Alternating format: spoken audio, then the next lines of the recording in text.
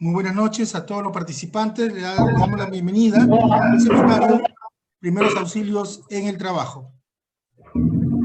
Contamos con la presencia del doctor Omar Gómez García, médico anestesiólogo del Hospital de Emergencias José Casimiro Ulloa, médico del equipo USAR Perú, Búsqueda y Rescate Urbano, del Cuerpo General de Bomberos Voluntarios del Perú, director médico de ambulancias SOS, instructor de atención prehospitalaria, tiene capacitaciones también en Brasil, y es miembro de la Sociedad Peruana de Anestesiología, ¿no? Donde es instructor también.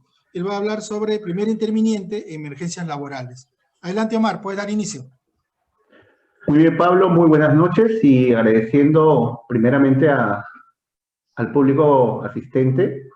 Preciso el tema en estos momentos, en realidad siempre de actualidad, pero hemos visto en los últimos días, en los últimos acontecimientos, la importancia de los primeros auxilios, la primera respuesta, ¿no? El manejo inicial de pacientes en diversos contextos.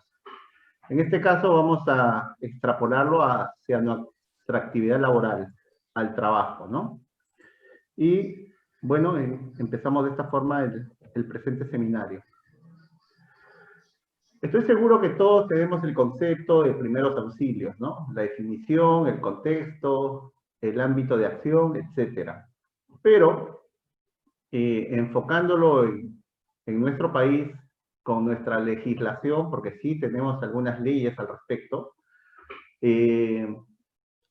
podemos mencionar que primeros auxilios consiste en brindar asistencia inmediata por un espacio de tiempo de manera limitada a cualquier persona, ¿no? En condición de enfermedad o accidente, y esta atención es realizada por personas que no son profesionales ni son miembros del equipo de salud. En su concepto más clásico, esto es primeros auxilios. Cuando ya hablamos de atenciones realizadas por personal de salud, toma otro contexto. ¿Por qué? Porque ya hay mayor responsabilidad, sobre todo legal. Bien. Ahora, ¿por qué son importantes los primeros auxilios? Este tipo de intervenciones puede salvar la vida del herido o del enfermo y, sobre todo, con seguridad, evita un mayor deterioro de nuestro paciente. Se estabiliza su condición. Primeros auxilios no significa que voy a solucionar de forma definitiva una lesión o una enfermedad. Lo que sí voy a garantizar es las mejores condiciones. Voy a evitar que empeore el estado del paciente, ¿no? Y va a mejorar su estado para que finalmente sea tratado por un profesional de salud, por el equipo de salud y o trasladado a un establecimiento de salud.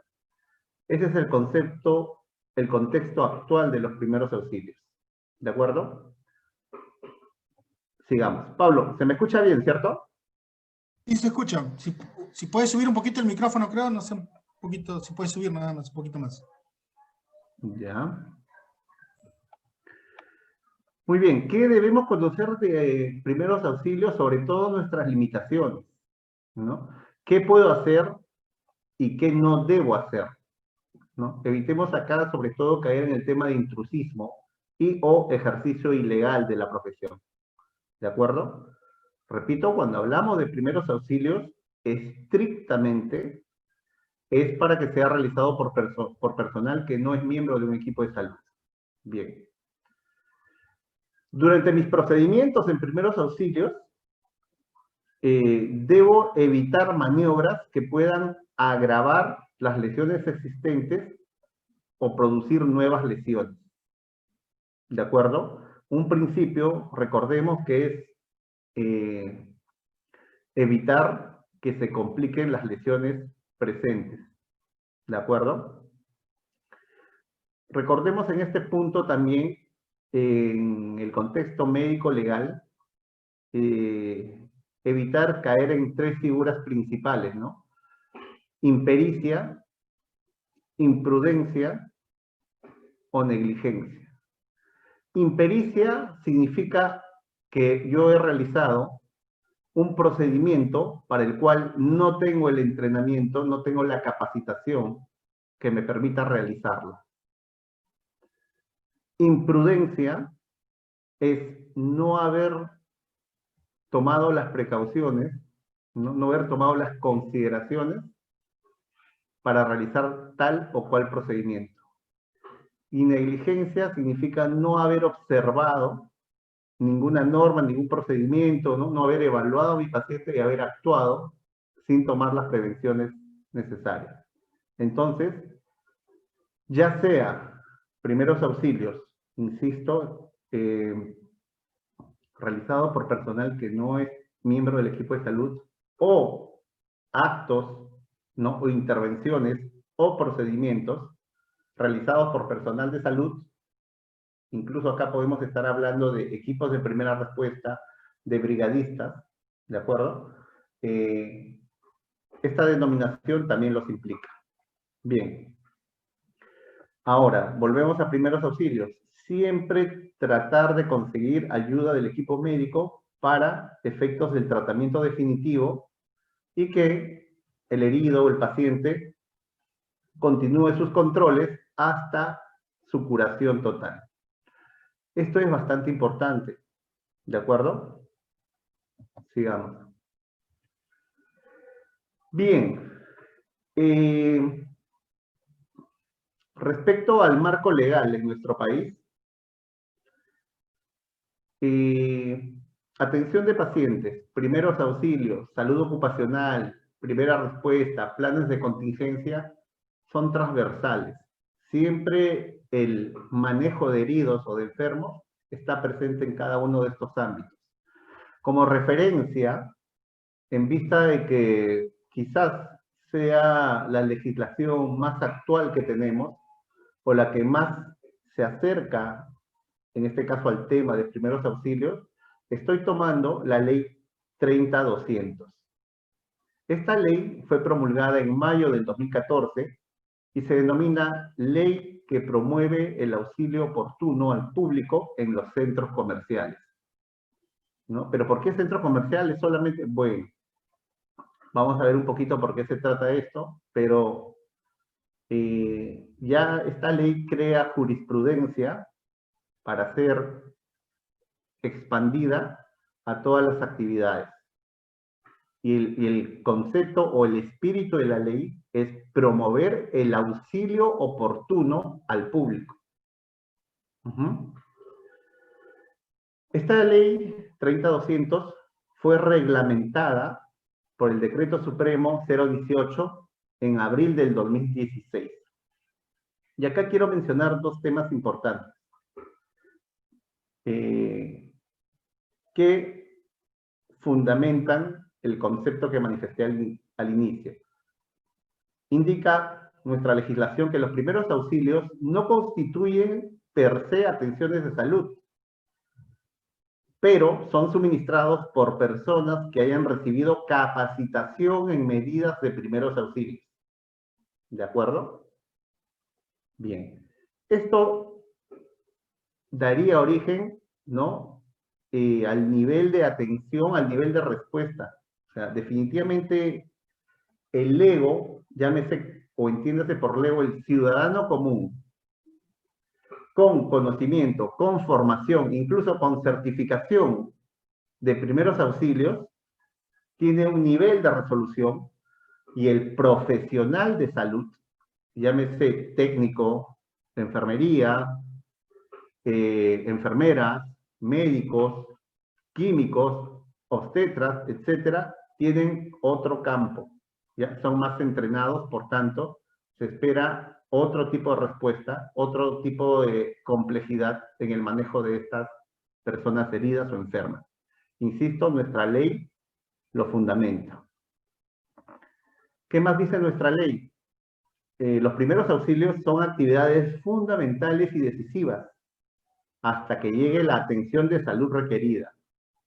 Los primeros auxilios van a incluir soporte vital básico y uso de desfibrilador automático externo de corresponder. Aquí, intrínsecamente, está indicando que las personas que brindan primeros auxilios deben saber realizar un RCP básico, incluso el uso de desfibrilador automático externo. Esto es bastante importante y era una pregunta que con relativa frecuencia me realizan las personas, ¿no? que hacen actividades paramédicas, los equipos de ambulancia, mis hermanos bomberos, ¿no? Yo puedo operar un desfibrilador automático externo, sí o no, y por qué, y dónde lo dice. Aquí está la respuesta. ¿De acuerdo? Muy bien.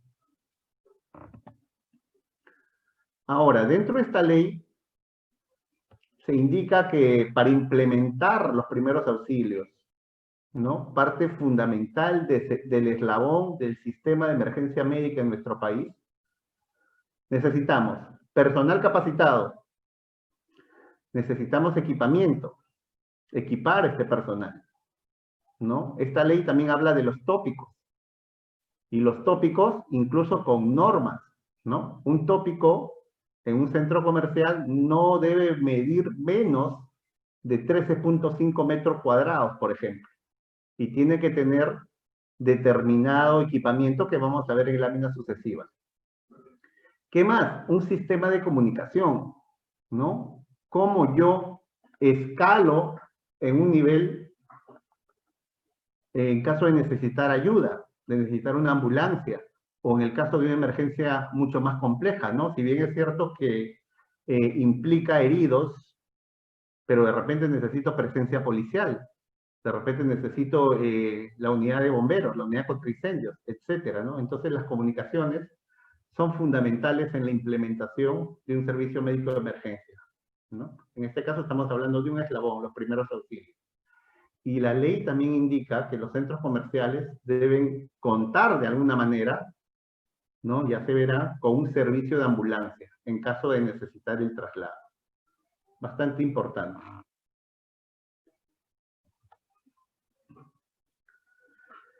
Miren,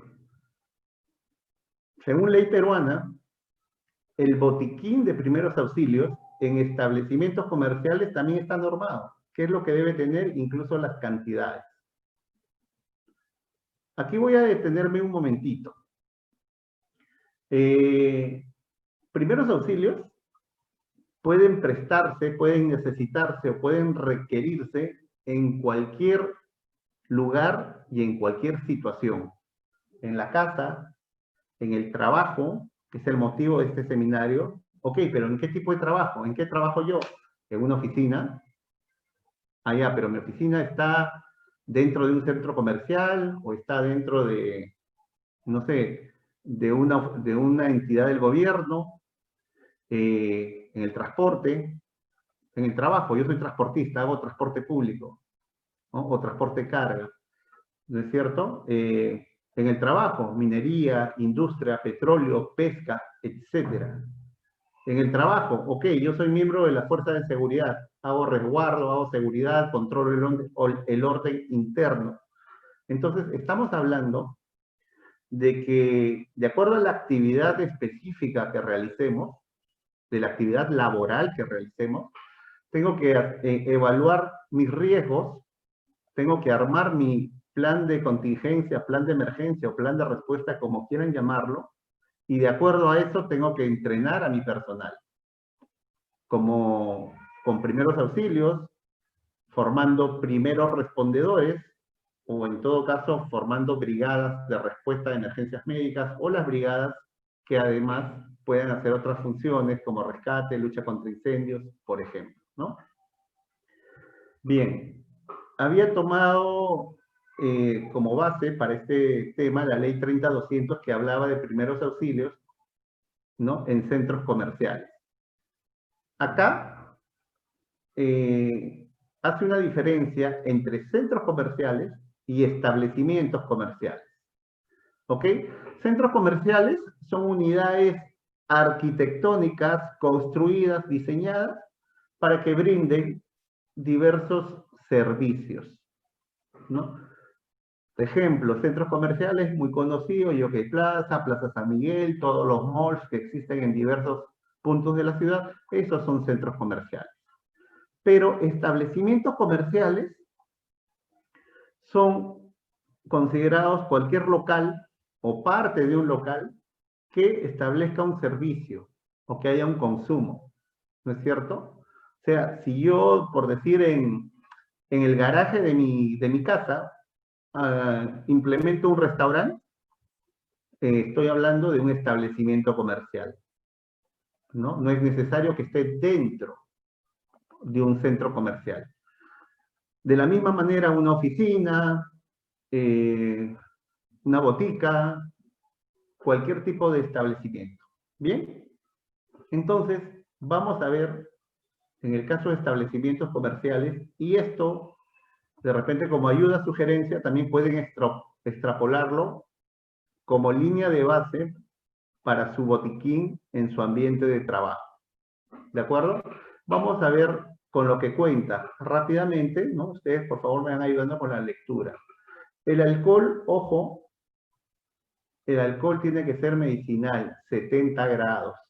Como ya hemos visto, existen dos presentaciones de alcohol. Comercialmente hablando, en nuestro medio tenemos alcohol medicinal de 70 y de 96 grados. El de 96 ya irrita mucho la piel. Recordemos que el alcohol no debe utilizarse en heridas abiertas. El alcohol básicamente es un desinfectante que la puedo usar para de repente desinfectar el termómetro que voy a colocar en mi paciente. No sé, quizás si voy a hacer un inyectable para limpiar la piel de mi paciente, pero definitivamente sobre una herida, un corte, no voy a utilizar alcohol, ¿no? Eso va a lesionar aún más el tejido dañado. Y este alcohol tiene que ser al 70 grados, ¿no es cierto? Si, por ejemplo, veo mi stock y tengo en 96, tengo que hacer la conversión. Por ejemplo, tengo 1 litro de alcohol de 96, ok, busco otro envase de 1 litro, echo 700 cc de esa solución y los otros 300, agua estéril, y ahí tengo mi solución de alcohol al 70%.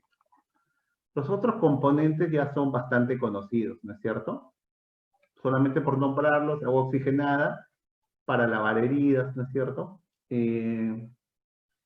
Las gasas estériles, apósitos, estas se venden comercialmente, ¿no? Cinta adhesiva, esparadrapo, vendas de diferentes tamaños, las curitas o bandas adhesivas, los guantes, termómetro y jabón antiséptico. Aquí yo le añadiría el suero fisiológico, ¿no? Para hacer los lavados. Pero esto es lo que tenemos que tener, según ley, es lo mínimo que debemos tener en un botiquín, en un establecimiento comercial. Insisto, esto lo pueden extrapolar al botiquín de su centro de trabajo. Pero por sobre todas las cosas, el botiquín que yo voy a implementar tiene que estar de acuerdo y en relación a las posibles lesiones que se presenten en mi centro de trabajo. Ejemplo, si yo trabajo en un banco, las lesiones que puedan presentarse van a ser totalmente diferentes si es que yo trabajo en minería a casco abierto, o en transporte, o en pesca, ¿no es cierto? Pueden haber diferencias. Bien, ahora, ¿qué es lo que debe tener, qué equipamiento en un ambiente adecuado de primeros auxilios? Aquí estamos hablando de un tópico, ¿no? Y un tópico para brindar primeros auxilios, muchas cosas de repente ya las hemos mencionado, las conocemos, ¿no? Pero, por ejemplo, debe contar con un desfibrilador automático externo. Fundamental. Ya más adelante, cuando veamos reanimación cardiopulmonar básica, ahora hablar de RCP básico es hablar también de desfibrilación automática externa. Entonces ahí ampliaremos un poquito este tema. Un tensiómetro con su estetoscopio, linterna, termómetro, balones de oxígeno fijo y portátil, un collarín cervical, esto se va a tocar en el segundo bloque, donde hablen de inmovilización, la tabla rígida de igual manera, ¿no? Pulsoxímetro, importantísimo ahora que estamos en época de COVID, ¿no?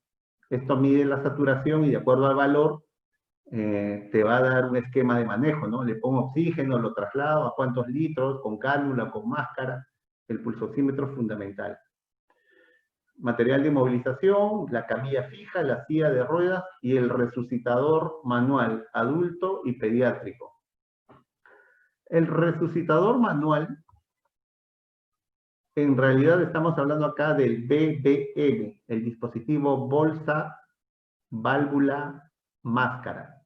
BBM. B grande, B chica, M. Bolsa, válvula, máscara. Comúnmente conocido como el AMBU, ¿no? Para el apoyo ventilatorio, el soporte ventilatorio. ¿De acuerdo? Entonces, si se dan cuenta, ya los lugares, los centros de trabajo o los establecimientos de salud, que por norma, que por protocolo, que por plan de contingencia, etcétera, implementen o tengan la necesidad de implementar un tópico de primeros auxilios, deben contar con este equipamiento. Y obviamente, el nivel de entrenamiento, de capacitación, de certificación del personal que trabaja en este tópico es superior, ¿no? Aquí ya estamos hablando, incluso en muchos tópicos trabajan técnicos y enfermeros, que son los encargados, están familiarizados, están certificados para el uso de este equipamiento. Muy bien.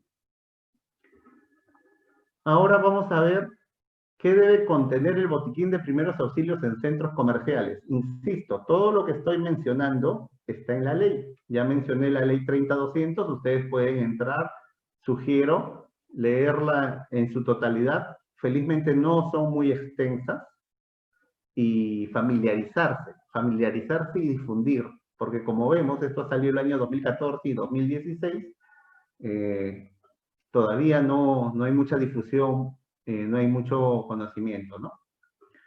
En un centro comercial, el botiquín debe tener su alcohol, algodón, agua oxigenada, mascarillas descartables, ¿ya? Más aún, insisto, temporada de COVID, ni hablar, la mascarilla ya es de uso común, ¿de acuerdo? Los guantes descartables, vendas, apósitos, esparadrapo, tubos de mayo, adultos y pediátricos, ¿ya? Aquí los tubos de mayo, en realidad su nombre genérico es cánula orofaringea. Vamos a ver más adelante, pero les adelanto, es un dispositivo que sirve para mantener la vía aérea permeable en un paciente que está inconsciente, y por esa condición inconsciente, la lengua va a ir hacia atrás y va a obstruir la vía aérea y ese paciente va a morir, ¿no? Entonces, para evitar ese atragantamiento, es una manera, ¿no? Se utiliza el tubo de mayo. Bien. Y además de lo mencionado, el kit de RCP básico. La mascarilla, protector bucal para respiración y otros. Y otros se refiere acá al desfibrilador. Debería ser más específico, pero bueno, así lo tenemos. Bien. El registro de pacientes y ocurrencias, etcétera, también está normado. Tiene que tener los aspectos que ahí están mencionados. Bien, esa es la parte de marco legal. Pablo, se sigue escuchando bien, ¿cierto? Sí, se escucha bien, está muy bien. Correcto. Seguimos. Ahora, muy bien, ya sé mi legislación, ya estoy capacitado, ya llevé mi curso, ya me certifiqué, ya tengo mi equipamiento, perfecto. Ahora sí voy a realizar una atención de primeros auxilios. Consideraciones previas. Antes de entrar en contacto con mi paciente. Primero, la escena donde voy a atender tiene que tener total seguridad. Si yo de repente me desempeño como, no sé, miembro de Serenazgo y voy de apoyo porque hay un accidente de tránsito, yo tengo, entre otras cosas, que señalizar, incluso colocando mi vehículo, porque mi vehículo de Serenazgo es considerado un vehículo de emergencia, de tal forma que me brinde seguridad en caso, pues, de repente un conductor distraído impacte, invada carril, etcétera, ¿no? Tengo que asegurar mi escena. La escena tiene que ser segura para mi persona, para mi equipo de trabajo y para el paciente o herido. ¿De acuerdo? Bastante seguros con eso. En segundo lugar, y tema de actualidad permanente en épocas de pandemia, el famoso EPP, Equipo de Protección Personal. Mi mascarilla, la que corresponda. Si voy a atender pacientes, me corresponde el respirador N95. Respirador N95. ¿De acuerdo? Los guantes, los lentes, el mandilón, es lo básico para atender en estas épocas a un paciente, ¿no? Esto es el EPP básico de un personal de salud o de una persona que brinda primeros auxilios en estos momentos, ¿no? En el contexto COVID. Bien, en tercer lugar, debo evaluar si mi paciente está consciente o está inconsciente. Esto sencillamente para determinar la gravedad del paciente o del herido. Si está consciente, ¿no? O está gritando o se mueve, ya indirectamente yo he evaluado que este paciente tiene pulso y está respirando. Pero si este paciente está inconsciente, ¿no? Significa que este paciente ya está muy grave o puede estar en paro cardiorrespiratorio. ¿Cómo evalúo estado de conciencia? Me acerco, obviamente, con mi EPP. Aquí esta lámina no sería adecuada en estas épocas.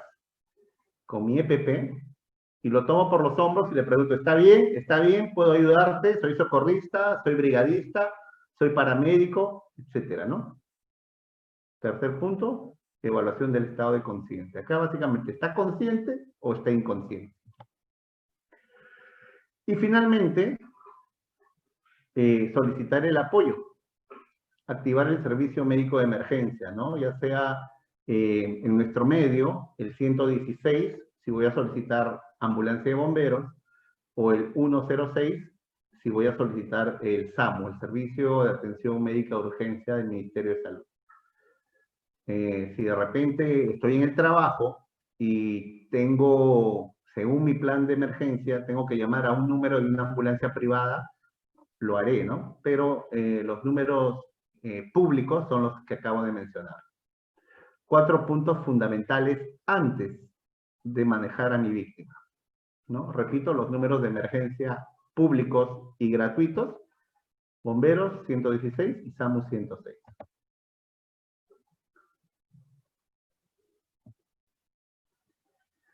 Ahora vamos a ver rápidamente las lesiones más comunes, ¿no? Obviamente con sus actualizaciones, ¿no es cierto? Las lesiones más comunes en primeros auxilios son heridas y hemorragias, pero obviamente hay tipos de herida y tipos de hemorragia. Heridas graves son aquellas que tienen hemorragias asociadas, hemorragias profusas, ¿no? Y o son producidas en órganos vitales, por ejemplo, el cerebro, tórax, ¿no? Hígado, vaso, riñón, etc.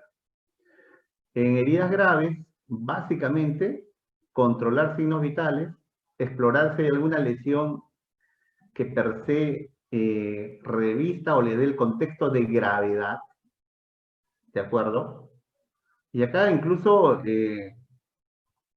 ¿cómo le explico? Por ejemplo, una herida punzo penetrante, por ejemplo, un verduguillo, que lo único que vas a ver es un puntito pequeñísimo, pero si está debajo del reborde costal derecho, tú ya asumes que y el paciente obviamente está pálido, ¿no? Está diaforético, está cansado, etcétera, tú asumes que ahí hay una hemorragia de hígado, ¿no es cierto? Entonces, eso le da la calificación de gravedad. Ahí básicamente cubres y evacúas urgentemente. En heridas graves, es todo lo que se puede hacer en primeros auxilios. Heridas leves, heridas más pequeñas, hay que evitar, obviamente, que estas se contaminen. Y esto con las técnicas de asepsia, ¿no? Lavado de manos, uso de guantes estériles, y el material, por ejemplo, las vendas, las gasas o apósitos también tienen que ser estériles. La desinfección, en primeros auxilios, básicamente lavado y cubrirlas con material estéril. Si es necesario, si estas heridas están sangrando o hay que cubrirlas durante el transporte, con gasa, y si es necesario vendar, se coloca la venda adecuada, ¿no es cierto? Ya la recomendación de antitetánica per se, pero eso ya lo verán en el establecimiento de salud. Un tipo de heridas graves,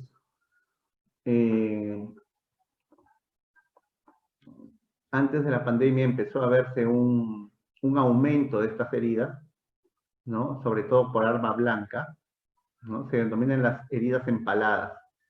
Quiere decir que el objeto causante se encuentra incrustado, ¿no? Como se ven en las imágenes. En estos casos, por favor, estos objetos, ¿no? Estos cuchillos, estos fierros, etcétera, no deben retirarse. Si yo al ingresar este cuchillo, ok, realizó un daño, hizo una línea, ¿no? De corte, pero si yo lo retiro, voy a hacer una segunda pasada. Voy a volver a cortar, voy a romper la capa de fibrina o el proceso de coagulación que está formándose, lo voy a alterar, va a volver a sangrar, puedo lesionar otras estructuras como venas, nervios, puede empeorar la situación. Entonces estas heridas empaladas, el objeto no se retira, se estabiliza con paquetes de gasa o apósitos, se vendan o se fijan con esparadrapo y así se traslada. Estas son heridas graves. Ahora vamos a ver las hemorragias, ¿no? Básicamente, o las principales son dos. Las hemorragias externas, las hemorragias internas, ¿no? Esto se califica de acuerdo, si la sangre sale al exterior, es visible, se cataloga como una hemorragia externa. Si la hemorragia no se ve, ¿no? Este sangrado es al interior del organismo, es una hemorragia interna. Y hay lesiones, como por ejemplo una contusión torácica, ¿no? Que tengo el golpe, digamos, por ejemplo, con el timón y me golpeó el tórax, pero yo voy a sangrar quizás por fosas nasales o por boca. Esta es una hemorragia exteriorizada, ¿no? La lesión se produce en un órgano interno, pero la sangre sale al exterior a través de un orificio natural. El caso que expliqué, ¿no? La actuación, el manejo en hemorragias internas, tomar signos vitales, ¿no? Tratar las lesiones, en este caso la herida, por decir, como ya hemos mencionado, aflojar lo que comprima a la víctima, hay que cubrirla porque debemos evitar que el paciente haga hipotermia, esto va a condicionar a que se empeore, ¿no? Y algo que podemos hacer es elevar los miembros inferiores, poniendo debajo frazadas, almohadas, de alguna manera, para que llegue una adecuada irrigación a los órganos más importantes, cerebro, corazón y riñón. Son los órganos que ante la falta de irrigación, eso se denomina isquemia, más rápido se van a deteriorar. ¿De acuerdo? Seguimos con hemorragias internas.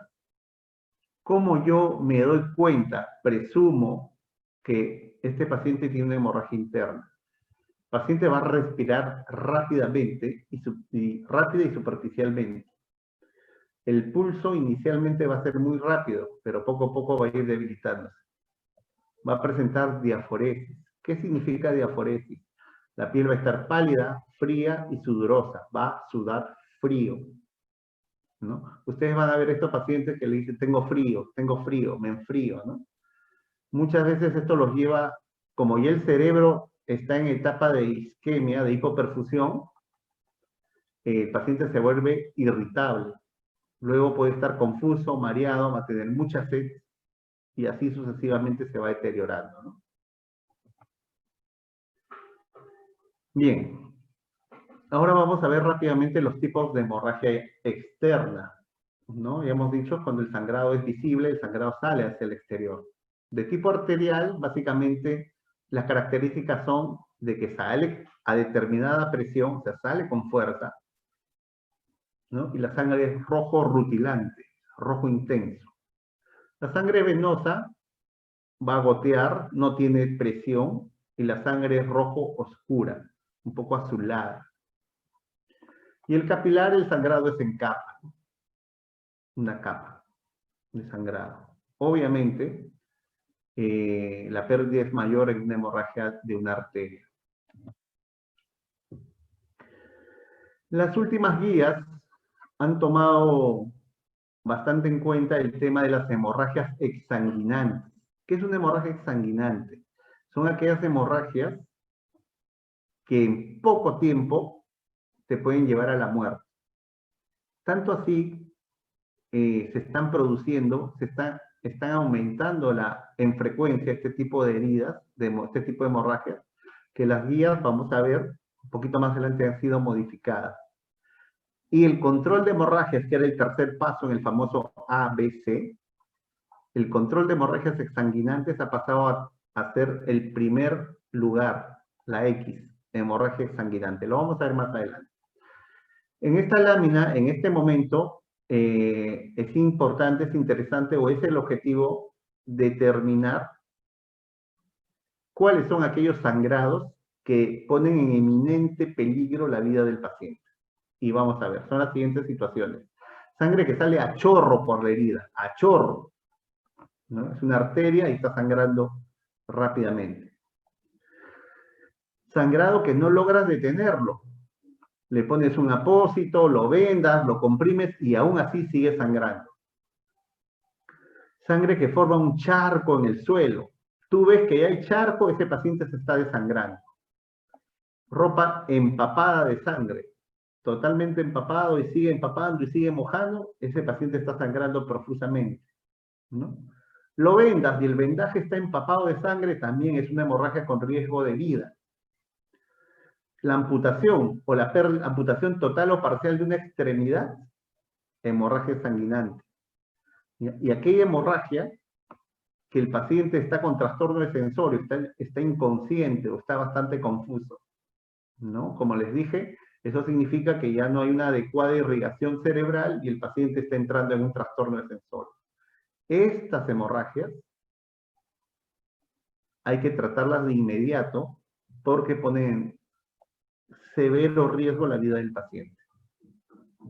Muy bien, ahora ¿cómo tratamos las hemorragias? En líneas generales, 3 pasos. Esto fue un consenso de muchas organizaciones, ¿no? Y lo oficializan desde el año 2015. Antes había otros pasos, digamos, ¿no? Pero ahora, en vista de lo que estoy hablando, ya son solo 3. Primero, presión directa.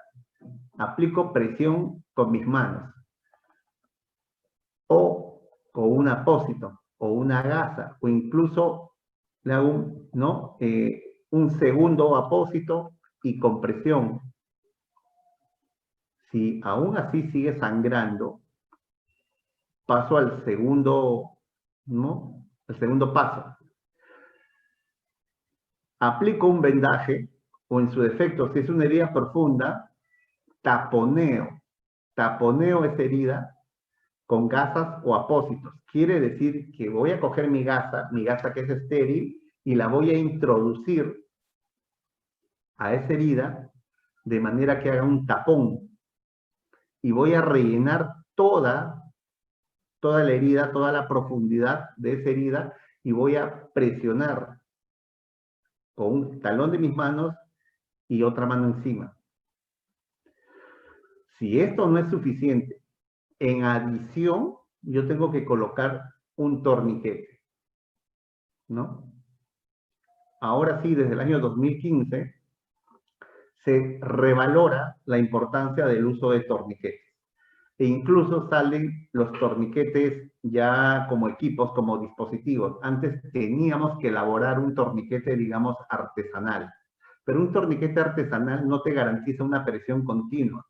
Ahora tenemos diversidad de torniquetes, por ejemplo, el torniquete CAT o el torniquete SWAT, el Shift, entre otros.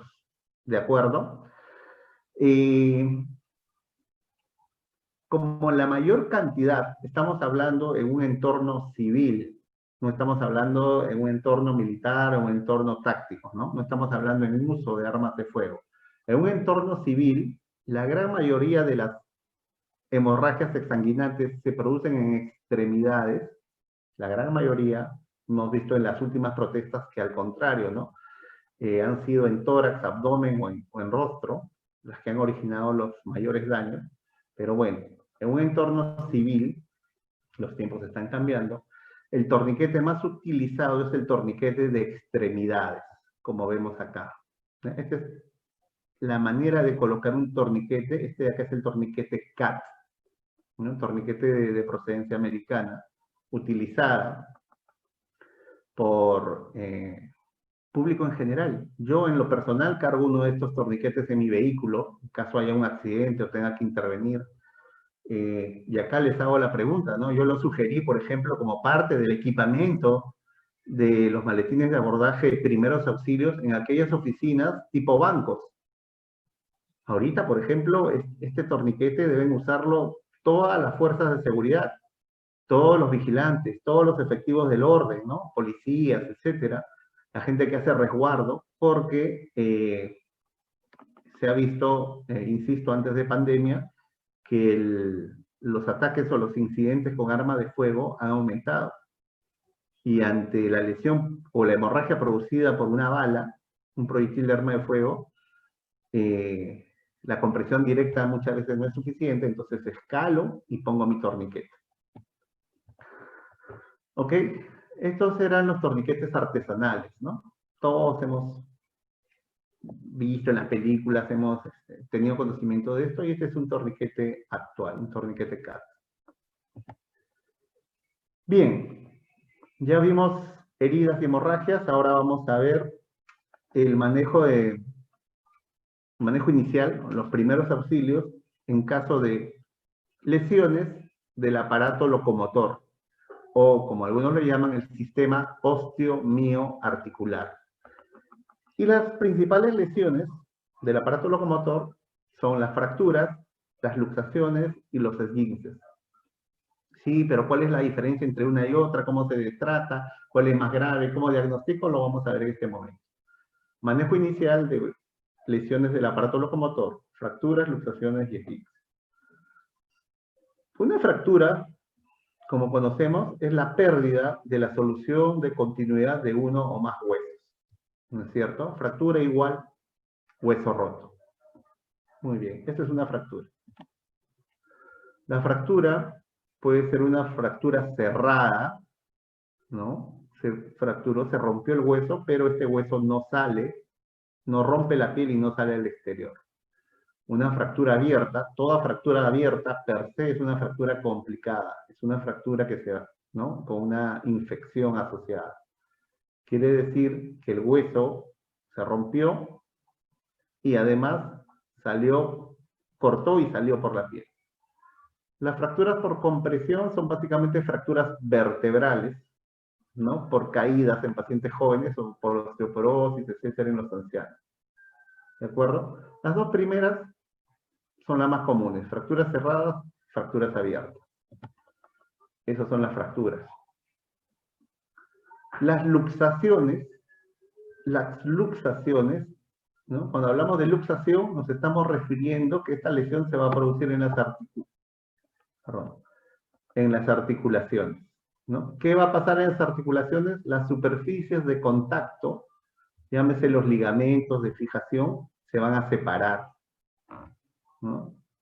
Se rompen o salen de su lugar, ¿no? Entonces va a haber una pérdida de contacto entre las superficies articulares, ¿no? Uy, se me dislocó el hombro, que es la más común, ¿no? O una de las más comunes.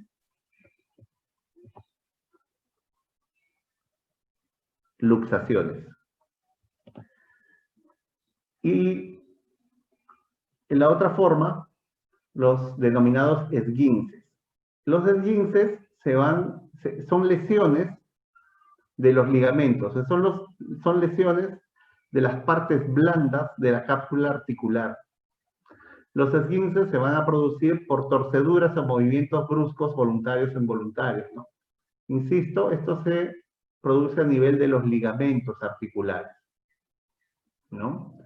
Y básicamente son de tres tipos, ¿no? El tipo 1, donde hay una distensión del ligamento, el tipo 2, donde hay una ruptura parcial del ligamento, y tipo 3, donde hay una ruptura total del ligamento articular. Obviamente esta es más grave que las anteriores, ¿no? El esguince más común es el esguince de tobillo. ¿Quién no se ha doblado el tobillo en algún momento de la vida, ¿no? Entonces ahí tenemos las definiciones de los tres tipos de lesiones del aparato locomotor o sistema osteomioarticular. ¿Cómo voy a hacer el diagnóstico? El antecedente de trauma. Me caí, me golpeé, me doblé, rodé, ¿no? Dolor. Va a haber dolor, definitivamente. Va a haber aumento de volumen. Ese aumento de volumen en la zona afectada se llama edema. Equimosis significa que ahí hay un moretón, ¿no? O zonas verdosas o moradas. Esto significa que hay un sangrado asociado, ¿no? Obviamente, al lesionarse estos elementos va a haber una deformación de la zona afectada, el movimiento va a ser menor, va a haber una limitación a la función, y en algunos casos, sobre todo fracturas, yo lo voy a tocar y va a sonar como una bolsa de chisitos, ¿no? Eso se llama crepitación. ¿De acuerdo? ¿Cómo es el manejo en estas lesiones? Estamos hablando de primeros auxilios y con enfoque en el trabajo. Primero, hago diagnóstico con los elementos que acabo de mencionar. El manejo fundamental es la inmovilización. La inmovilización, ¿no? La inmovilización adecuada, el traslado al hospital, ¿no? Y donde definirán rayos X, tomografía, etcétera, cuál es el tratamiento más adecuado. Una reducción incruenta, una reducción cruenta, una férula de yeso, un aparato de yeso, o de repente tienen que operarse, ¿no? Fijadores externos, placas, tornillos, etcétera, ¿no? En primeros auxilios, el manejo de estas lesiones, ya sea fractura, luxación o esguince, es inmovilización. Solo lo menciono porque en la segunda parte, el siguiente expositor, Alex Quispe, va a tocar este tema, ¿no? Sí, Alex Quispe va a tocar el tema de inmovilización. ¿De acuerdo? Otra de las lesiones más frecuentes, quemaduras. Primero, las fracturas se clasifican en base a dos características, ¿no? La profundidad de la quemadura y la extensión. Cuando hablamos de profundidad, vamos a tener las quemaduras de primer grado, segundo grado y tercer grado. ¿Cuál es la diferencia entre una y otra? Cuando es primer grado, se va a afectar hasta la epidermis, a la capa superior de la piel. Segundo grado, la lesión llega hasta la dermis, una capa más profunda. Tercer grado llega a la hipodermis, la última capa de la piel, y hacia abajo, inclusive huesos. ¿De acuerdo? Entonces, esta es la clasificación por su profundidad. Por su extensión, ustedes cuando escuchan las noticias o los reportes, ¿no?, de pacientes quemados, le hablan también quemadura de primer grado en 30% de superficie corporal. Y la superficie corporal se determina, la regla más usada, hay otras, obviamente, con la famosa regla de los 9. Por ejemplo, cabeza y cuello es 9% de la superficie corporal. Tronco posterior, 18, tronco anterior, otros 18, ¿no? Extremidad superior 9%, todo lo que es genitales externos 1% y cada extremidad inferior 10%. Si ustedes suman, 100%, ¿no? Y obviamente ustedes mapean la superficie corporal afectada y sacan el porcentaje. Con niños es algo un poquito diferente, ¿no? Pero bueno, lo menciono. ¿Cómo vamos a ver? ¿Cómo las vamos a distinguir? Las quemaduras de primer grado, ejemplo clásico, el eritema solar.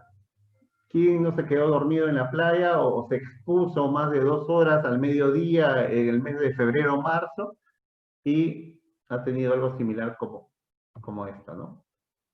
Primer grado. Quemaduras de segundo grado, las lesiones características son las ampollas y las flectenas. En ambos casos son vesículas llenas de agua, de líquido. Las ampollas son más pequeñas y las flectenas son mucho más grandes. ¿De acuerdo? Tercer grado, hipodermis y hasta hueso, músculo, etc., ¿no? Son lesiones mucho más profundas.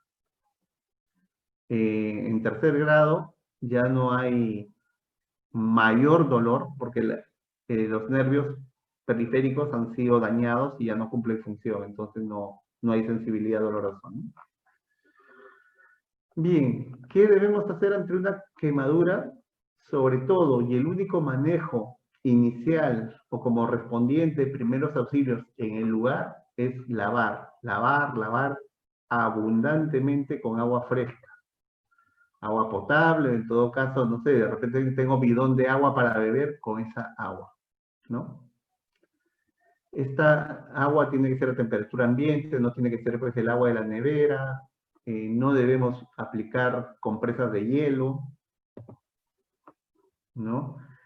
Si la ropa del herido ha quedado pegada, tampoco debemos desprender la ropa bruscamente porque va a salir, como está adherida a la piel, va a salir pegada a la piel, ¿no? Lo vamos a despellejar, como se dice.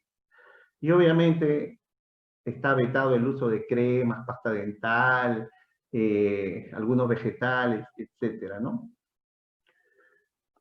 Una recomendación importante que es en el caso de quemaduras de segundo grado, ¿no? Repito, con presencia de ampollas o flectenas, no las revienten, no las revienten. Recordemos que la primera línea de defensa que tenemos es la piel.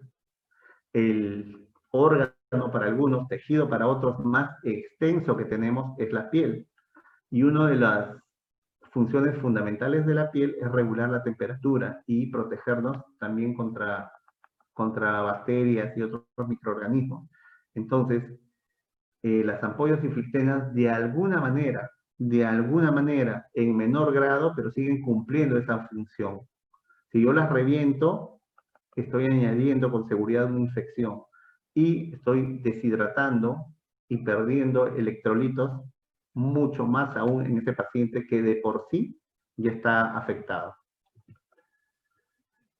Bien, ¿cuánto tiempo debo tenerlo al paciente pues, lavándolo o aplicándole agua, ¿no? 10 a 15 minutos.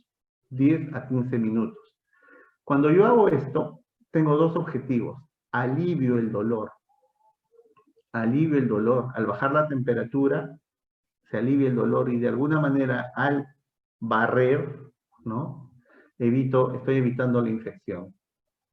Luego, tengo que cubrir con gasas húmedas o gasas vaselinadas la zona afectada y tengo que trasladar. Este es todo el manejo que podemos hacer en primeros auxilios respecto a una quemadura. ¿De acuerdo? Ninguna de estas sustancias, por favor, es increíble, aún siguen llegando al hospital, ¿no? O sea, de repente esta lámina ni siquiera deberíamos ponerla, pero vemos aún, no sé, efectos de la desesperación, el desconocimiento, la mezcla de algo, pero siguen, ¿no? Y un tema, también hace algunos años, ustedes recuerdan que hubo una agresión contra una dama en el interior de un bus, y a aquella dama pues le rociaron gasolina y la prendieron, eso fue lo que pasó, y a esta persona, en fin, esto lo menciono solamente de forma académica, ¿ok? No estoy entrando en mayor tema con el asunto, pero la paciente era una TEA humana, era una antorcha, entonces se les ocurrió, ¿no?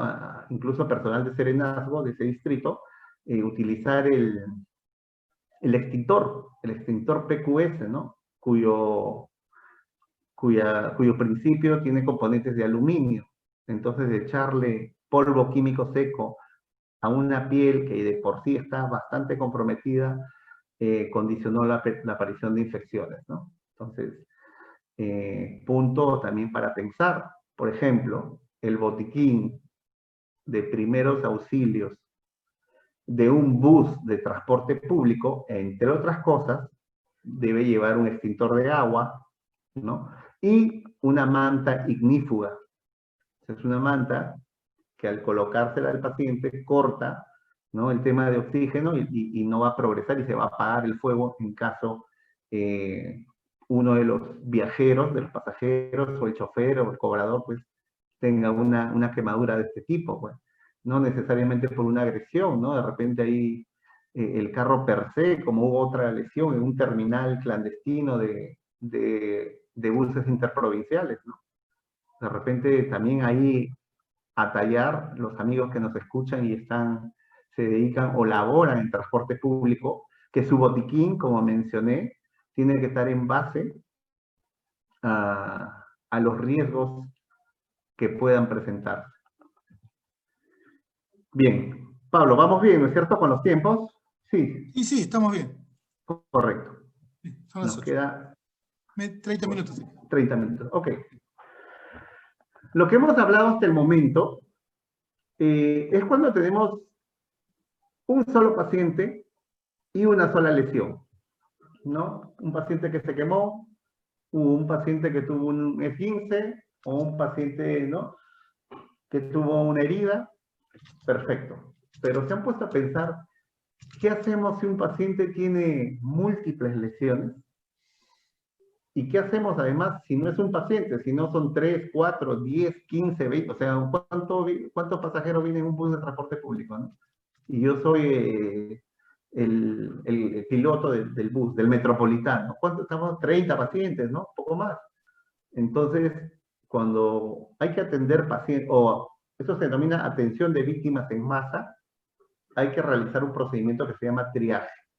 Solo lo menciono porque Alex Quispe en la segunda parte lo va a tratar. Triaje. ¿De acuerdo? Por ejemplo, este caso, ¿no? A ver, como ejercicio mental, tenemos este caso, vean ustedes, ¿no? Y díganme cuántas lesiones pueden reconocer en este paciente. 3, 5, 7. Ok, segunda pregunta. ¿Cuál de estas lesiones es la que reviste mayor gravedad? Tercera pregunta, o dicho de otra forma, ¿cuál de estas lesiones voy a tratar primero? ¿Cómo hago? Bien, vamos ascendiendo en complejidad, ¿de acuerdo? Esto es lo bonito de los primeros auxilios. Esto, insisto, va de acuerdo con la capacitación, ¿no? Y muchas veces, igual, ¿no? Cada vez que me solicitan la consultoría o la asesoría o el entrenamiento o la capacitación en estos temas, yo les pido en primer lugar que evalúen sus riesgos y cuáles serían las lesiones más comunes, y sobre eso se determina, ¿no? Se forma un equipo de primeros auxilios básicos, se forma o se capacita, ¿no? Primera respuesta de emergencia, o definitivamente, si ya es más complejo, una instalación industrial, por ejemplo, ya necesita una brigada, ¿no? Entonces, aquí también viene lo interesante del tema de formación del personal que va a responder, ¿de acuerdo? Bien, vamos a ver el enfoque general del manejo de este tipo de pacientes.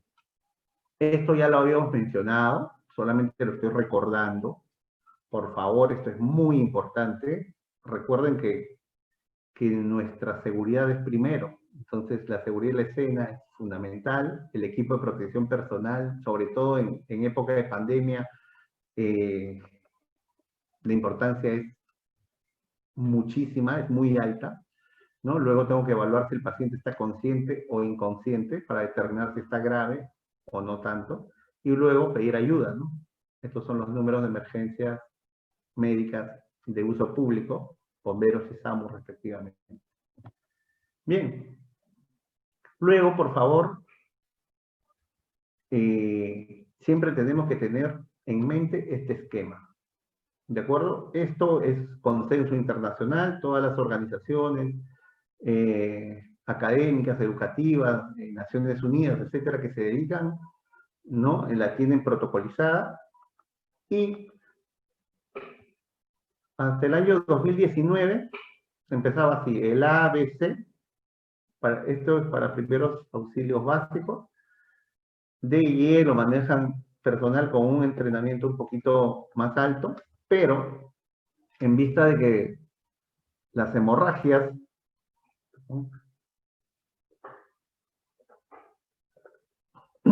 o las lesiones que producían hemorragias iban en aumento, se priorizó el componente X. Una hemorragia sanguinante, no un sangrado de la femoral o una carótida, en 3 minutos de sangrado. Entonces, en este esquema, son las lesiones que más daño producen, y obviamente, por eso mismo, tienen que ser las primeras en ser tratadas. Entonces, los que ya conocemos, ¿no? Estamos de alguna manera familiarizados al clásico A, B, C, D, E. Ahora hay que anteponerle, y lo he puesto en rojo. Insisto, esto es desde el 2019. La X, de hemorragia sanguinante. Entonces tenemos X. Allá. Caramba. Y otro aspecto muy importante. Yo voy con este esquema. Y acá es detectar y corregir. Detectar y corregir, ¿no? O sea, paso por paso.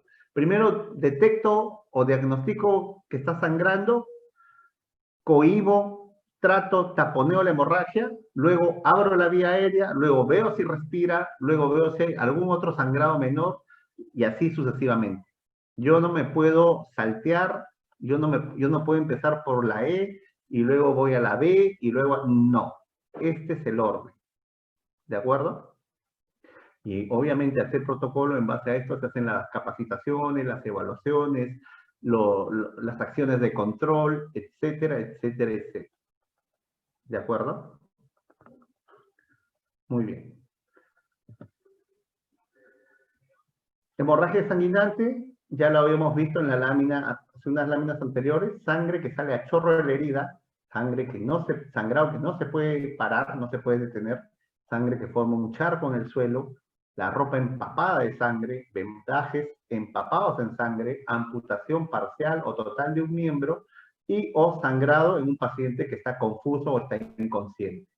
Si yo veo cualquiera de estas situaciones, ese paciente se está desangrando, ese paciente puede morirse rápidamente. Tengo que tratar esta hemorragia sanguinante. Ahora el famoso ABC. A, ¿no? Abrir vía aérea, ¿no? Cuando un paciente está inconsciente, el tono muscular se pierde, se relaja. Si hemos visto un paciente desmayado, pues no tiene tono muscular, ¿no? Y la lengua, al ser un conjunto de músculos, no es la excepción y se va a ir hacia atrás. Y al irse hacia atrás, la lengua va a obstruir la vía aérea superior. Por tanto, ese paciente se va a asfixiar. Y tenemos que hacer un procedimiento para aperturar esa vía aérea. ¿De acuerdo? Entonces, si en este paciente no hay antecedentes de lesión en cuello, quiere decir que el paciente no salió eyectado de una moto, si ese paciente no rodó las escaleras, si ese paciente no se metió un clavado a una piscina con poca agua, etc. Si no hay compromiso de región cervical, yo hago la maniobra frente-mentón. Como su nombre lo indica, coloco una mano en la frente, con 2 dedos de la otra mano en el mentón y extiendo la cabeza, ¿no? Abro hacia atrás. La llevo hacia atrás para abrir esa vía aérea. ¿De acuerdo? En pacientes en cuyos casos haya trauma, sobre todo traumatismo cervical, no puedo hacer esta maniobra. Si hago frente-mentón, pues puedo fracturar la columna y seccionar médula y voy a tener un paciente parapléjico. Obviamente, uno de los principios de primeros auxilios es no hacer más daño del que ya existe. ¿De acuerdo? Entonces, en el tipo de pacientes con trauma, con traumatismo de cuello, yo hago otra variable que se llama empuje mandibular o tracción mandibular, ¿no? Es un poco complicado explicarlo verbalmente, obviamente esto se ve, se trabaja, se entrena mejor en la práctica con muñecos, con simuladores, ¿no? Pero esta es la maniobra en sí.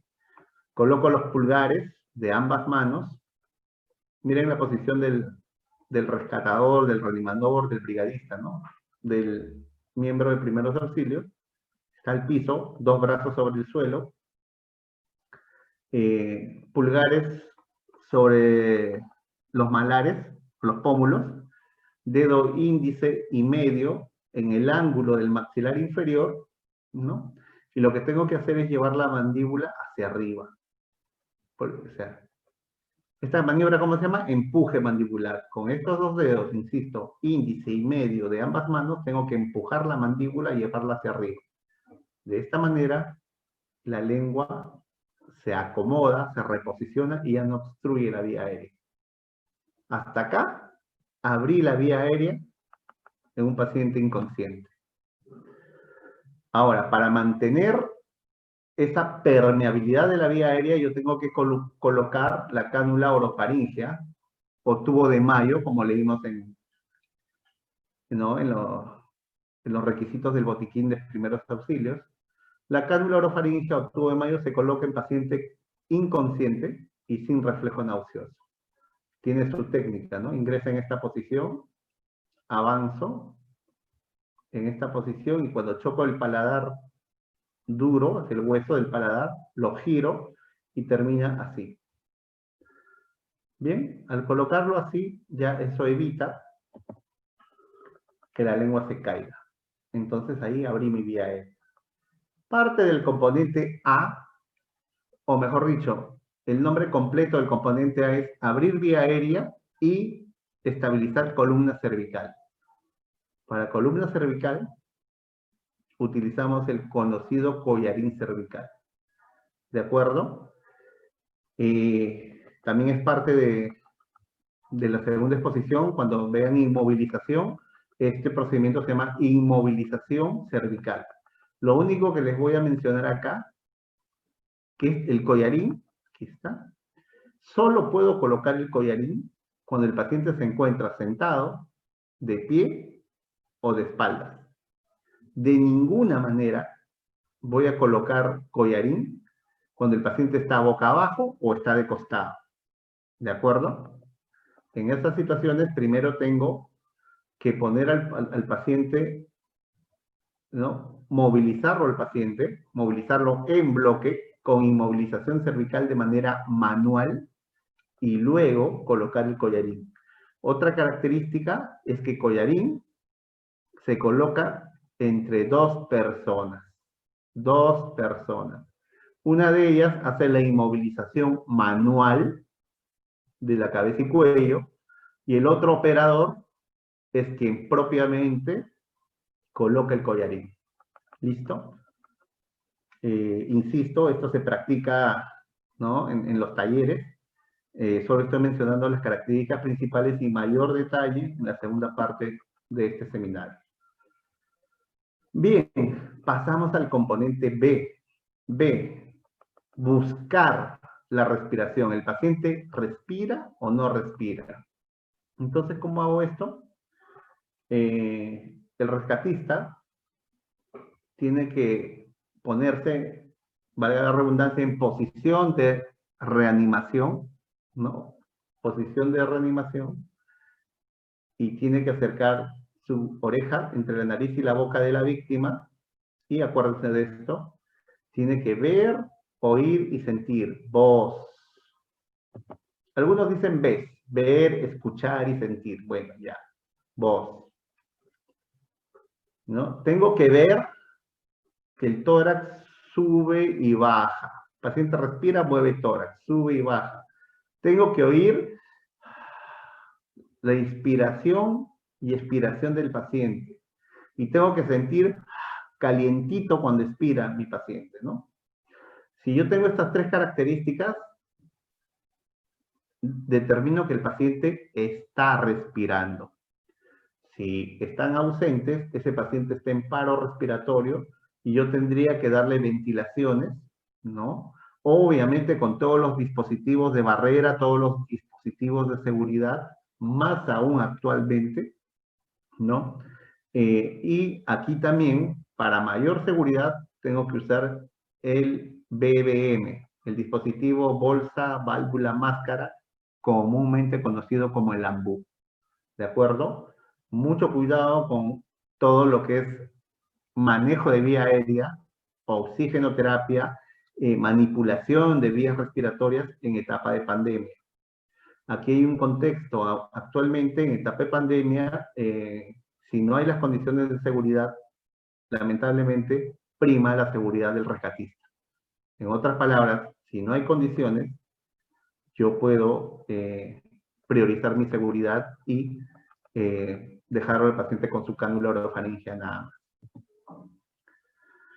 Bien, componente C, circulación y control de hemorragias. ¿Cómo yo sé que hay circulación? Porque tengo pulso. ¿Qué pulso voy a palpar? Paciente adulto, pulso carotidio.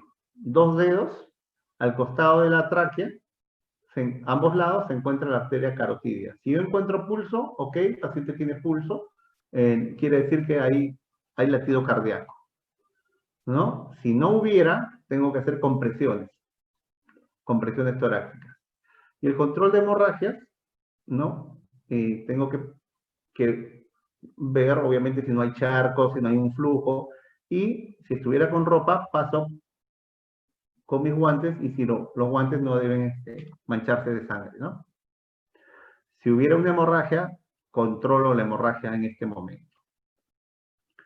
Pasamos al D, del inglés disability, ¿no? Traducido déficit neurológico. Así como en los hospitales tenemos una escala de Glasgow, ¿no? De 15 puntos, en prehospitalario o en primeros auxilios o en primera respuesta o en brigada, tenemos para evaluar el componente de el ABDI, esta mnemotecnia, acuérdense, ABDI. ¿Qué significa? A, si el paciente está alerta. B, chica, si responde al estímulo verbal. D, si responde al dolor. Y si no hay nada de lo anterior, y inconsciente o no responde. ¿De acuerdo? ABDI. E, exposure, exposición, ¿no? Con la salvedad de prevenir la hipotermia. ¿De acuerdo? ¿Qué significa esto? Parte de mi evaluación es ¿no? evaluar al paciente de la cabeza a los pies, y obviamente ninguna lesión debe pasar desapercibida. Por tanto, muchas veces es necesario, obviamente, con todas las consideraciones, ¿no es cierto?, técnicas, éticas, etcétera, retirar la ropa del paciente para evaluar. Pero, cuidado, por ejemplo, yo no voy a retirarle las prendas bajo la lluvia, ¿no? Porque yo tengo que evitar la hipotermia. En un paciente, sobre todo en un accidentado grave, en un paciente que está sangrando, etcétera, si se instala la hipotermia, empieza lo que se llama el triángulo o la triada de la muerte. Empieza la hipotermia, luego el medio interno se altera, viene la acidosis metabólica, y finalmente viene la coagulación intravascular diseminada, ¿no? Alteración de factores de coagulación, ya, en fin, se pierden los factores y el paciente sangra en capa y sigue sangrando y nada para eso. Eso es la triada de la muerte. Si se instala sostenidamente la hipotermia, se instala también en la triada de la muerte.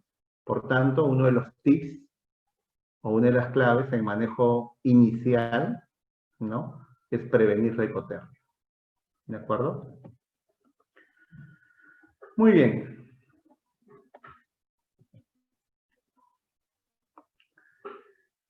La emergencia más grave, se dice, cada emergencia, cada atención, cada paciente es un reto, es un evento, ¿no? Es un aprender constante, pero la que se considera la emergencia más grave de todas es el paro cardiorrespiratorio, ¿no?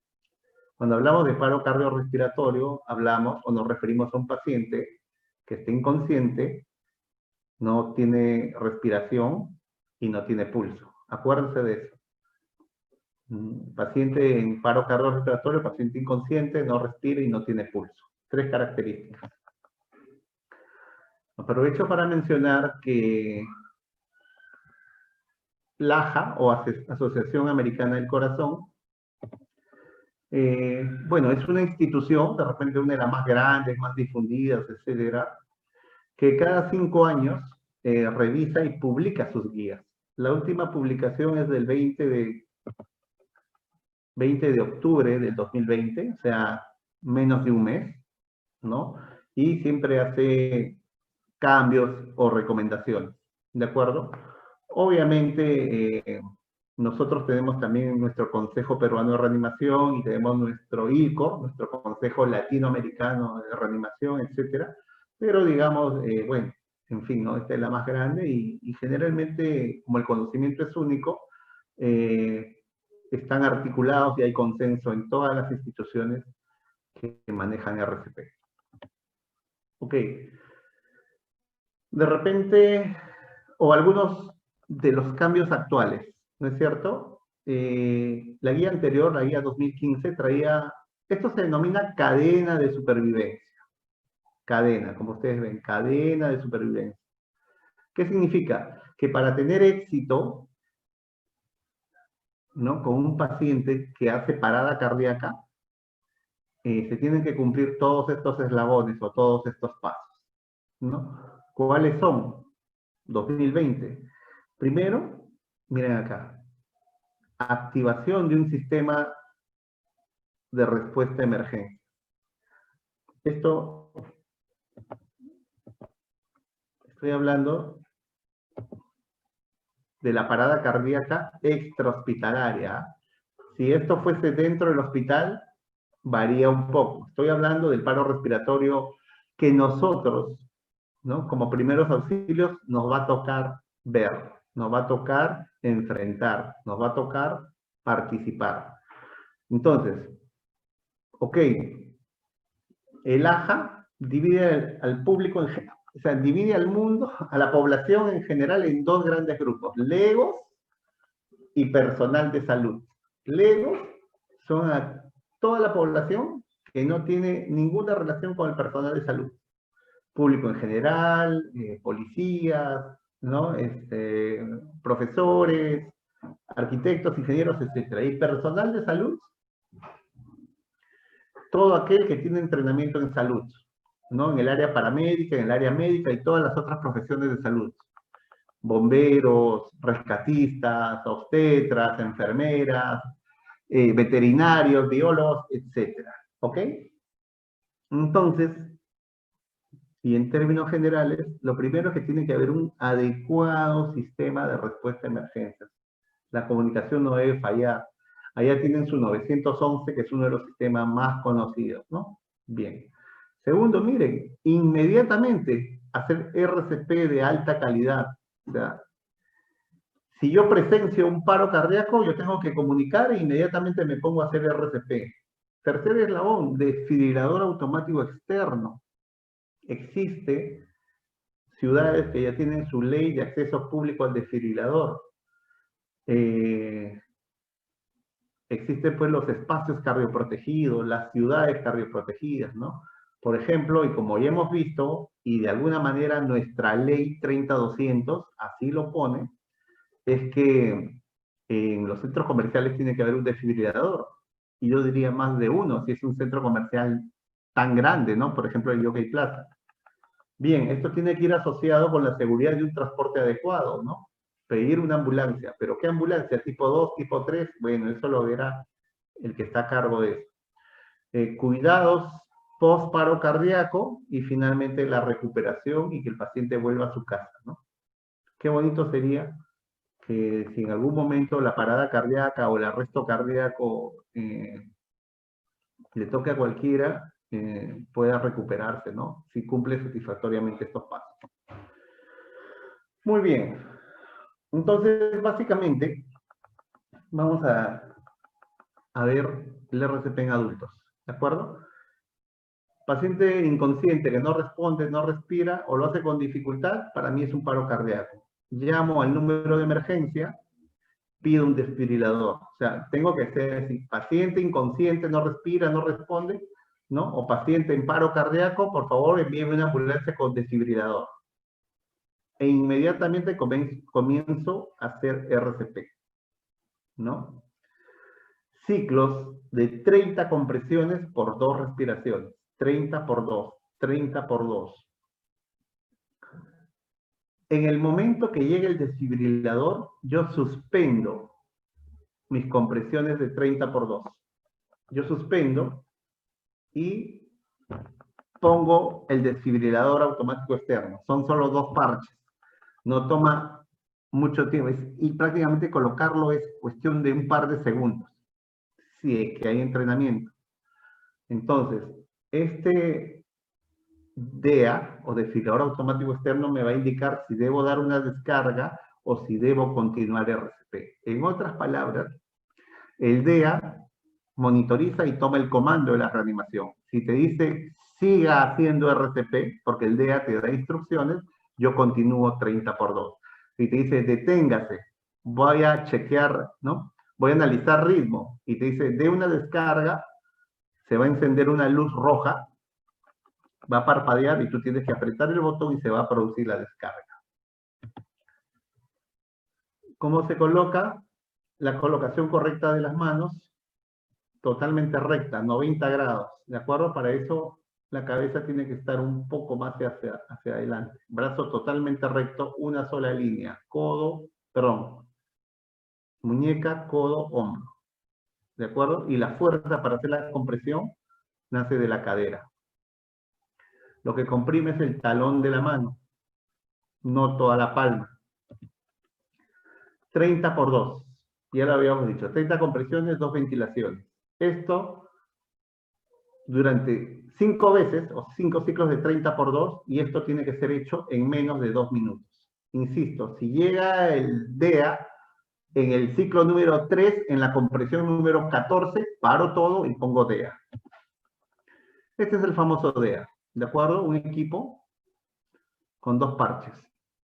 Se enciende, se pegan los parches y listo. El equipo empieza a hacer el trabajo y ahí hacemos las indicaciones necesarias.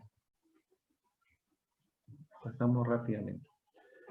RCP en niños. ¿Ya? Si es un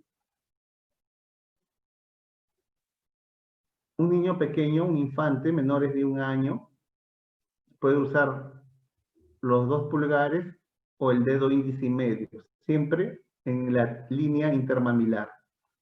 Si es un niño un poquito mayor, talón de la mano, una sola mano. Si es un adulto, 2 manos. ¿De acuerdo? ¿Cuánto vamos a comprimir? Si hay un solo reanimador, 30 por 2. Esto es en niños y en lactantes. Si son 2 reanimadores, 15 compresiones, 2 ventilaciones.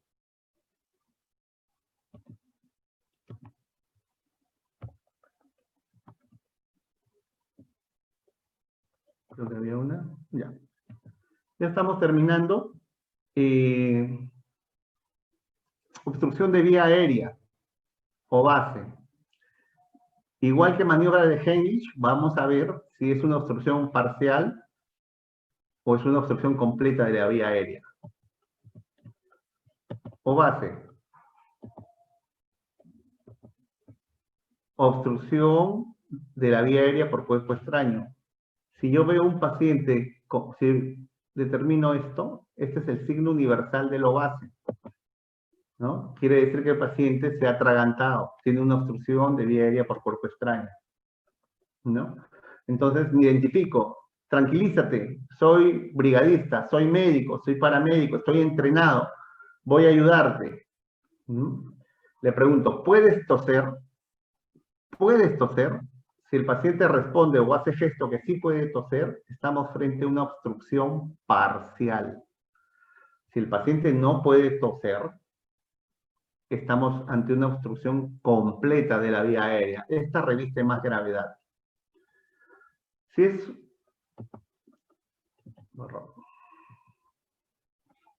una obstrucción parcial, ya, yo le digo, siga tosiendo, siga tosiendo. O sea, la idea es que el paciente tosa y expulse el cuerpo extraño. En este momento yo no golpeo la espalda. Si yo hago capotaje, golpeo la espalda o produzco vibración, ese cuerpo extraño puede reposicionarse y caer más abajo. ¿De acuerdo? Y cuando es una obstrucción completa, el paciente no puede toser, no puede hablar y no puede respirar, tengo que hacer la maniobra de Hemlich. Esta es la maniobra de Hemlich. Me pongo detrás del paciente, pongo un puño, 2 dedos por encima de su ombligo, cierro o conecto con mi otra mano, sello y hago una J. O sea, comprimo hacia, miren acá, una J hacia adentro y hacia arriba, al mismo tiempo, hacia adentro y hacia arriba, hacia adentro y hacia arriba, tantas veces sean necesarias para que el paciente expulse el cuerpo extraño. Con la presión que llevo acá en el estómago voy a elevar el diafragma y el diafragma va a expulsar el cuerpo extraño. ¿De acuerdo? Esta es la maniobra de Hemlich, nuevamente en esquema. Cuando es en gestantes, tengo que poner el puño ya no encima del ombligo, sino en el apéndice sifoides. ¿De acuerdo? Ahí tengo que hacer la compresión. Si es un niño, tengo que arrodillarme y obviamente controlar la fuerza con la que voy a hacer el Hemlich, ¿no?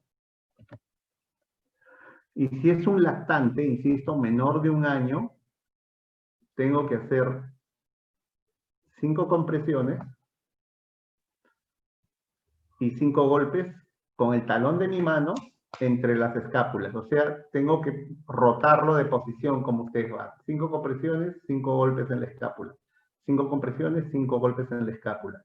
Para hacer esto, cuando el niño está boca abajo, hay que darle una pequeña inclinación, de repente unos 15 grados, para que por gravedad el cuerpo extraño salga.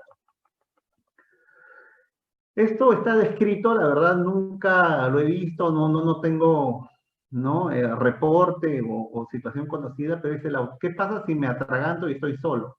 Bueno, lo puedo hacer con una silla, o incluso puedo coger la silla de los laterales y hago Hemlich. Y la otra es con una mesa, ¿no? O la esquina de una mesa. Bueno, está también en la literatura. Muy bien, creo que estamos, mira, nos pasamos 2 minutos. Hemos llegado a la culminación de esta primera parte, ¿no? De repente bastante extensa, hemos hablado de tema de actualizaciones y sobre todo el panorama y el marco legal peruano. Sé que deben haber muchas preguntas. Pablo, tú dirás si en este momento o al final o de repente Si hubiera por algunas correo. preguntas, podría ser ahorita mismo, unos 5 minutos de preguntas, algo puntual, Claro a que ver sí. si hubiera algunas preguntas. Perfecto. Una pregunta, Omar, justo me estaban consultando. Con esto del COVID, ¿qué recomendaciones darías al personal que va a prestar la primera respuesta, el primer auxilio, ¿no? ¿Qué precauciones de bioseguridad serían importantes siempre tener en cuenta, ¿no? Perfecto. Ya tenemos algunos meses de experiencia. Personalmente, ¿no? En base a las guías que he consultado, los pacientes que ha tenido, tanto en el extrahospitalario, en transporte de estos pacientes, como en el hospital donde trabajo, 2 temas fundamentales. Equipo de protección personal adecuado y completo. Y segundo, tener mucho cuidado, sobre todo al retirarse el equipo. ¿Ya? Y esto también lo dicen, ya es reportado por sociedades científicas o gente que está estudiando bastante esto. Mucho de la contaminación de personal de salud se ha debido a que ha habido alguna, de repente, no se han retirado bien el equipo de protección personal. Bien.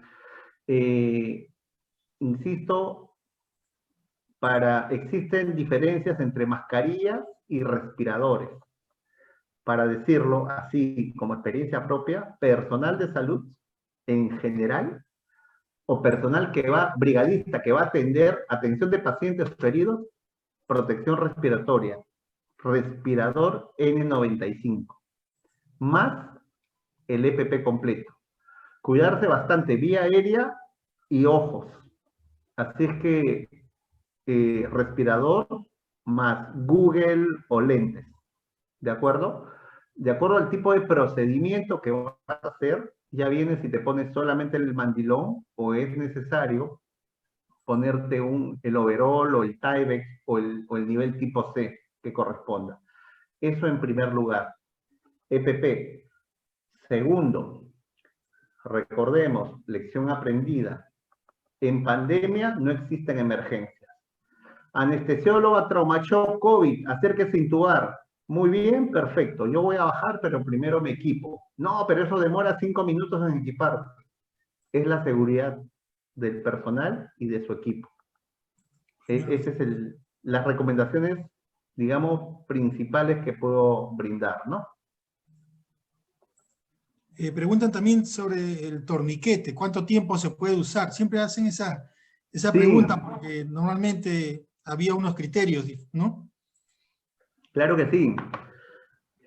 Bien, el torniquete para empezar nace en el contexto actual, contemporáneo, en la Primera Guerra Mundial. O sea, no es que el 2015, no. ¿Qué pasó? De repente fue cruelmente rezagado, restringido o hasta satanizado el torniquete, ¿no es cierto? Pero se ha demostrado, más aún con el tipo de lesiones actuales de alta energía, ya sea por... Antes, pues, a ver, por ejemplo, en la casa, ¿no? Colgabas un cuadrito con clavito y martillo. Ahora no, usas taladro, ¿no? Usas amoladora. Ahora vas a Ace, ¿no? A Sodimac y te compras un equipo de alto poder para cortar tus maderitas. Entonces, una lesión con un equipo energizado es muchísimo mayor. ¿A qué voy? Sí es necesario usar torniquete. Ya la evidencia lo ha demostrado y la mayor prueba es tanto que PHTLS, insisto, 2019, quizás demoró un poco, pero ya lo puso, ya está en sus guías. Y respondiendo directamente a la pregunta, el torniquete actualmente, o sea, para empezar, si tú vas a colocar un torniquete, significa que nada de lo anterior va a solucionar esa hemorragia, por tanto el paciente se va a morir.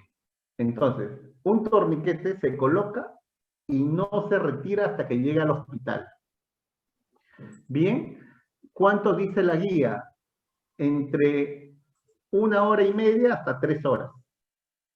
Pero ponte que estás ¿no? en un sitio de difícil transporte, estás lejos de un hospital, la recomendación, sobre todo los textos de medicina táctica, tipo TCE, el TC3 o el TEC, ¿no?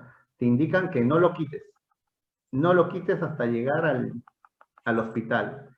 ¿Por qué? Es posible que se forme una lesión, pero si tú lo quitas, el paciente se va a morir. Las lesiones secundarias las puedes tratar. Vas a aumentar su posibilidad de supervivencia. Entonces, para ser específico con la respuesta, 1 hora, 2 horas, no hay ningún problema. Felizmente en Lima, nuestro ámbito, en 1 hora ya tranquilamente estás en un hospital, ¿no? Pero si estuvieras en una zona, los exploradores, por ejemplo, o las personas que desactivan minas en la frontera, le pones el torniquete, lo subes al helicóptero y lo que demores en llegar al hospital. Esa sería la respuesta. Preguntan también, ¿cómo se llama esa manta para poner al paciente para protegerlo después que se ha quemado, ¿no? Ya, la manta ignífuga. Ignífuga. Ignífuga, ya. Uh-huh. ¿Hay un torniquete para niños también, dice? Caso de niños. Sí, están sobre todo en los CAT, que es el torniquete, digamos, en estos momentos clásico americano, y hay una versión para niños. Sí. En RCP dice, como auxiliador, en caso que no tiene ambú, ¿qué podría hacer? Bien, interesantísima esa pregunta. Interesantísima. Voy a enfocarlo integralmente. Quien de repente más ha especificado esto es el AJA, ¿no? La Asociación Americana del Corazón. La AJA clasifica a todos en dos grupos. Legos, ¿no? Quiere decir cualquier ciudadano con un entrenamiento en RCP básico, y profesionales de la salud. El lego puede hacer solamente compresiones torácicas. Y eso está normado, eso está facultado, no pasa nada. O sea, el lego hace solamente compresiones.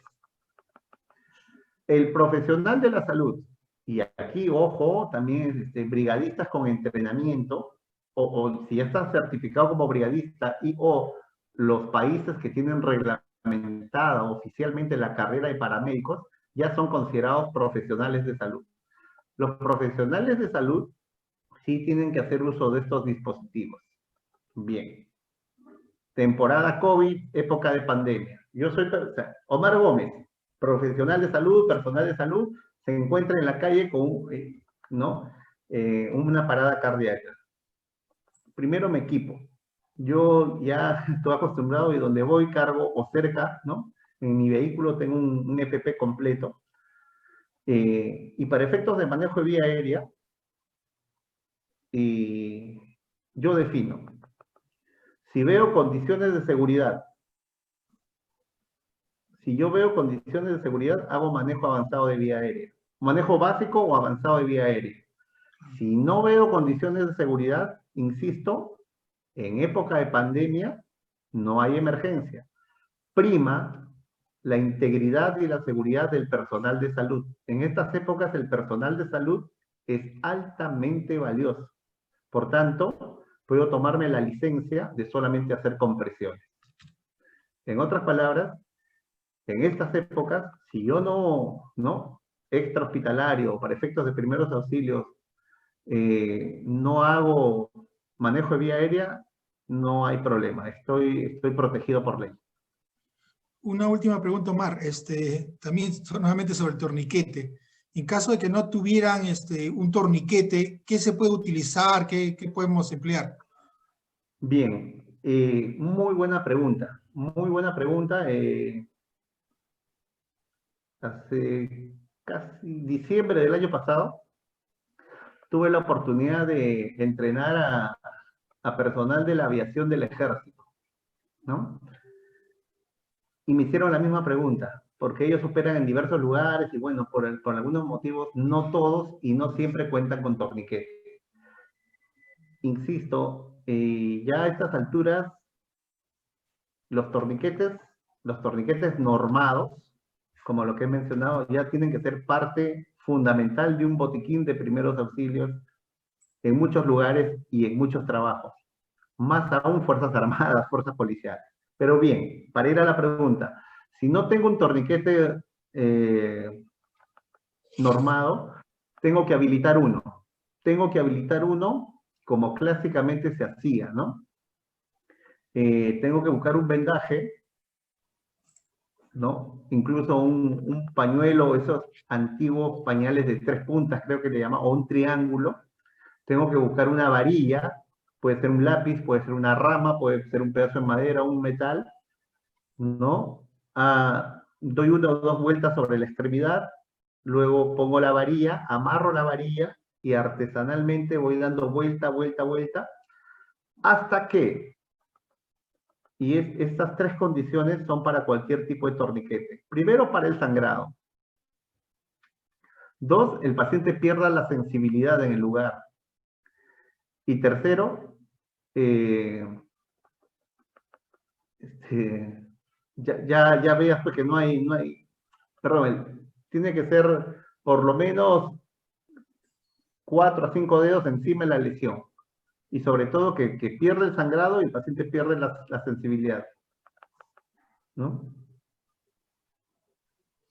La última pregunta que me hace una duda, dicen, si como personal de salud en el momento de la emergencia existe otro personal capacitado, ¿quién es el que debe actuar? Bien. ¿En qué caso específico o en general? Kelly, ¿puedes ampliar un poquito? Bueno, no me amplía, pero debe ser quien asume el liderazgo, ¿no? Porque siempre hay una persona que tiene que asumir el liderazgo para el momento de la emergencia. En Claro que general. sí, claro que sí. Muchos de los procedimientos, ejemplo, uno sencillo, colocación de collarín, requiere mínimo 2 operadores. Entonces, si son 2, 2. Otra cosa muy importante, cuando ya hablamos de equipo de respuesta, generalmente se estila que sean mínimo 3 personas, ¿no? Por ejemplo, en las ambulancias tipo 2 y tipo 3, van mínimo 3 personas. ¿Por qué? Uno es el operador propiamente, el número 2 es el apoyo y el tercero es el que está observando todo. Hace de oficial de seguridad y es la contingencia. Y esto va rotando, ¿no? Por ejemplo, salgo en la ambulancia, médico, enfermero y piloto. Vamos a poner el inyectable. El enfermero es el operador. Yo como médico lo ayudo. Le ayudo a preparar la vía, estoy atento, ¿no es cierto? Voy cortando el esparadrapo mientras él hace el procedimiento y yo lo voy apoyando. Y el tercero, el piloto está listo por si yo le digo, no sé, el paciente se descompensa, sube la tabla, o vamos a hacer un traslado al hospital Rebagliati y ya tiene que ir haciendo su ruta, ¿no? Buscando la cartografía, etcétera. Entonces, equipos de salud o equipo de intervención está determinado, hay bibliografía y lo recomiendo mínimo 3 personas. ¿De acuerdo? Si por alguna circunstancia son menos, también se puede hacer, pero hay consideraciones, ¿no? Siempre debemos ver si actuamos de manera, si estamos en una situación solos, actuaremos de manera individual y de acuerdo al número se formará, ¿no? Sí, es relativo y se maneja de esa manera, ¿no? Muchas gracias, doctor Omar Gómez, por su excelente exposición. Como estábamos conversando en la tarde, también vamos a preparar otros proyectos, otros temas de formación de brigadas o ampliar un poco más, ¿no? la formación en todo lo que es atención prehospitalaria, que es, se ha visto en esta pandemia lo importante que es, ¿no? Ser el primero que asista, pero cumpliendo las normas, las guías, las pautas, protegiendo y salvaguardando la vida de los pacientes y también del operador, ¿no? Que es sumamente importante.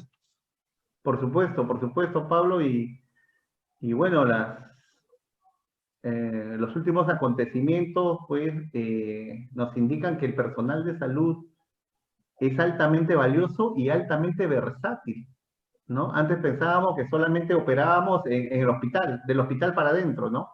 Pero ahora las circunstancias, la necesidad, la formación nos ha puesto en las calles, ¿no? Ahora hay brigadas de emergencia, casa por casa, o hay brigadas de salud en caso de situaciones de orden público, etcétera, ¿no? Y incluso entra a tallar el concepto de medicina táctica, ¿no? Que medicina táctica para civiles que justamente forma al personal en este tipo de circunstancias, ¿no? Y cada vez, algo que me da muchísimo gusto, ya lo veo viendo desde el niño costero, 2017, verano de 2017, cada vez entrenamos unidos, hay mayor afinidad con con el personal de las Fuerzas Armadas y Policías. Ya te podemos decir que tenemos, gracias al sistema de gestión de riesgo y desastre, el sistema comando incidente, ya estamos empezando a hablar un mismo idioma, ya nos conocemos, ya nos entendemos mucho mejor y ya entrenamos juntos, ¿no? Yo creo que en el Perú los primeros que actuaron con los conceptos de atención prehospitalaria fue el personal de las Fuerzas Armadas cuando enfrentó el terrorismo en Ayacucho. Ahí tuvo que aprender en el campo de batalla, ¿no? Entonces es una experiencia que nos trajo momentos de crisis, pero generó un aprendizaje, ¿no? Por supuesto, por supuesto. O sea, hay experiencias nutridas, nutridas de cada momento y de cada institución, ¿no es cierto? Entonces, la suma de eso va siendo un equipo más cohesionado y mejor formado, ¿no? Entonces creo que están los elementos necesarios como para empezar. Sé que estamos en pandemia, sé que el tema de los talleres, los entrenamientos están un poco limitados por el distanciamiento social, pero de todas maneras pues queda ese compromiso, ¿no? Claro. De seguir en el camino. Son habilidades y destrezas que tienen que adquirirse a través de la práctica, ¿no? Entonces esperamos que ya cuando pase esta situación ya volver a los talleres prácticos que se hacían anteriormente. Claro Muchas que gracias, sí. Omar. Doctor Omar, muchas gracias por su exposición. Está cordialmente invitado a los próximos temas que brindaremos como expositor nuevamente. Muchas gracias, Omar. Gracias Pablo, y gracias por su asistencia. Hasta luego.